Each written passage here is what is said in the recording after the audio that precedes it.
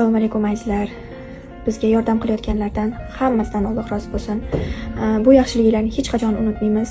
Xudo xolasa xo'jayinim oyoqqa turib ketganlaridan keyin sizlarning yaxshiliklarni ko'rib juda ham xursand bo'ladilar. Shu 2-3 kun ichida xo'jayinimni birdan mazalari qochib qoldi. Reanimatsiyaga tushib qoldilar va hozir ham reanimatsiyada yotibdilar. Duo qilinglar, o'zlariga kelib yaxshi bo'lib ketsinlar. Xudo xolasa reanimatsiyadan chiqqanlaridan keyin ozgina davolanib operatsiyaga tayyorgarlik bo'ladi. Bizga oz fursatda katta mablag'da pul kerak. Sizlarga to'liqroq tushuntirishim kerak. Chunki nima uchun bunaqa katta pul kerakligini ba'zilar tushunmay qolyapti. Xo'jayinim yoshliklarida bitta oyoqlardan ayrilganlar, ya'ni amputatsiya bo'lganlar va hozirda o'sha kasallik yana qo'zg'agan.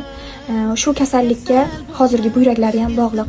Hozir ikkita kasallikni biz davolashimiz kerak. Ya'ni o'sha qo'zg'algan kasallikni oldini olishimiz kerak. Yana avj olib boshqa organlarni ishdan chiqarmasligi uchun va keyingi navbatda pochkani operatsiya qilib o'rniga boshqa pochka qo'ydirishimiz kerak. Shu